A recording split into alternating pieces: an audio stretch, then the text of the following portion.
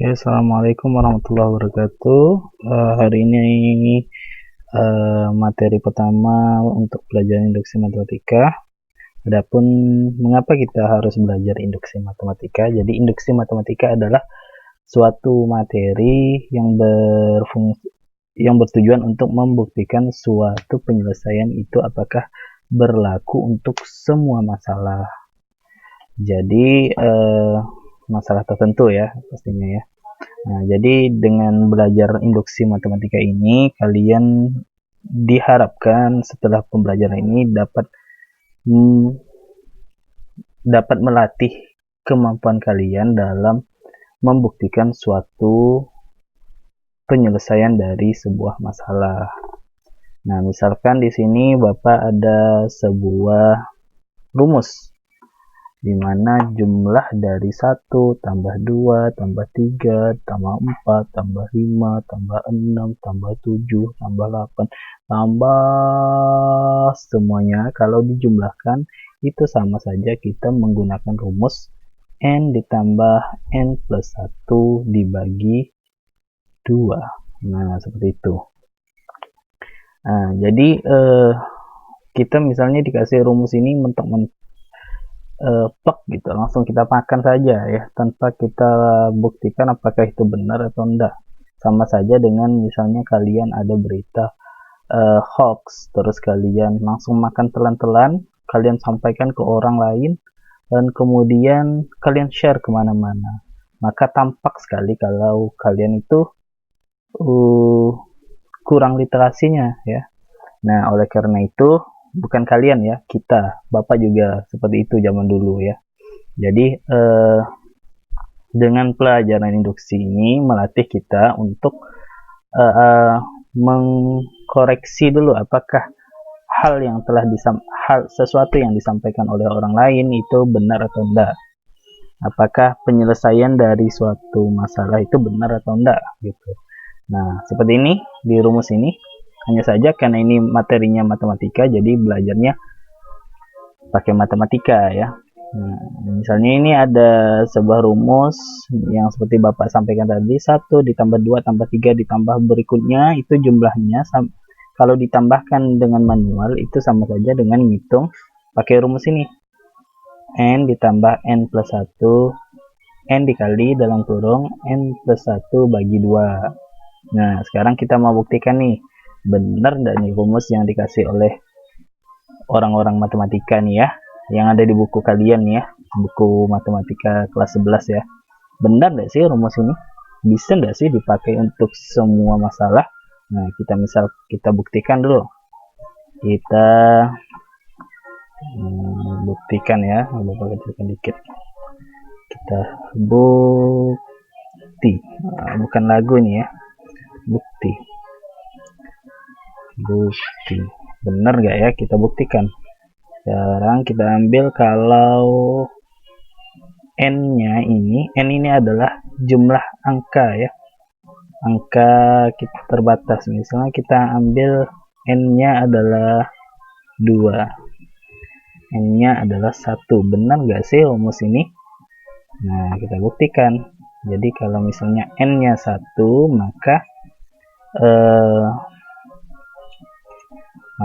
kita buktikan 1 sama dengan, kita langsung ke rumus ini nih. Nah, langsung ke rumus ini. 1, n-nya kita ganti dengan 1 ya, karena kita mau membuktikan bahwa n ini adalah n1. Benar enggak rumus ini ya? Nah, sama enggak kiri dengan kanannya ya? Jadi n-nya kita ganti 1 dalam kurung 1 ditambah 1 dibagi 2. Benar enggak hasilnya 1 ya? Jadi sama 1. Nah, 1 dikali ini kali ya, 1 dikali 1 tambah 1 berapa yang dalam kurung? 2. Lalu kita kalikan 1 dengan hasil penjumlahan dalam kurung, 1 kali 2 dapat 2 dibagi 2. 2 nya dapat 2 ini dari mana Pak? Dari sini. 2 bagi 2. Berapa 2 bagi 2? 1. Ternyata 1 sama dengan 1. Berarti terbukti ya bahwa rumus ini bisa berlaku untuk angka 1. Nah, sekarang bagaimana untuk angka 2? N sama dengan 2. Nah, kita buktikan apakah benar nggak sih rumus ini? Bisa nggak sih dipakai untuk kalau angkanya udah sampai 2 ya? Kita buktikan ya. Berarti deretnya adalah, kita buktikan kalau deretnya 1. Sekarang angkanya sudah sampai 2 ya. 2. Nah, itu sama enggak Bapak 1 tambah 2? 3 ya. Sama enggak dengan yang samping? Sekarang karena N-nya udah sampai 2, N-nya sudah sampai 2, maka kita hitung nih N-nya sampai 2. N-nya sama dengan 2 ya. 2 dalam kurung 2 ditambah 1 dibagi 2. Benar nggak hasilnya? Sama dengan 3. Kita buktikan. 1 tambah 2 berapa nih? Yang sebelah kirinya nih. 1 tambah 2 sama dengan 3. Nah, sekarang ini sama dengan 2. 2 dikali 1 berapa? Yang dalam kurung dulu. 2 kali 1 sama 3 ya. Dalam kurung itu 3 ya. Berarti ini kita kalikan. 2 dikali dalam kurung tadi 3.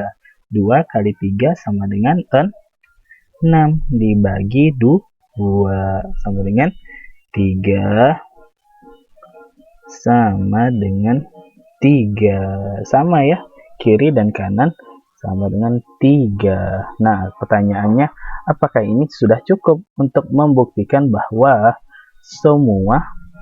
semua angka di dunia ini kalau dihitung 1 tambah 2, dihitung secara berderet seperti itu ya, secara berurutan, dijumlahkan semuanya, misalnya sampai 1 juta, tambahkan 1, ditambah 2, ditambah 3, ditambah 4, ditambah 5, 6, ditambah 7, ditambah 8, ditambah sampai sejuta, itu sama saja kita menghitung menggunakan rumus yang ini. Benar gak? Nah, udah cukup enggak ini yang sampai 2 ini, sampai N sampai 2 ini sudah cukup enggak untuk membuktikan semuanya? Ternyata itu belum cukup. Kita tidak tahu ketika sudah sampai 1 juta ininya, 1 tambah 2 tambah 3 tambah 4 tambah 5 tambah 6 tambah 7 sampai sejuta, ternyata rumus ini tidak berfungsi. Ini cuma sampai 2. Benar enggak 3? 3 bisa enggak ya pakai rumus itu? Maka harus kita hitung manual lagi. Nah, Pak, sampai kapan hitung manualnya, Pak? Nah, itu ya. Kalau kita menggunakan hitungan manual, kita tidak akan selesai-selesai. Kenapa? Karena angka di dunia ini tidak ada ujungnya, atau disebut tak hingga. Oleh karena itulah adanya induksi matematika. Jadi dengan induksi matematika, kita tidak perlu membuktikan sampai ke 1 juta ini, sampai misalnya ini N-nya sampai 1 juta, kita tambahkan semuanya sampai 1 juta setelah ya. Oleh karena itu tidak perlu kita membuktikan keseluruhnya, cukup dengan metode induksi matematika ini kita bisa membuktikan bahwa rumus itu semuanya benar ya. Nah,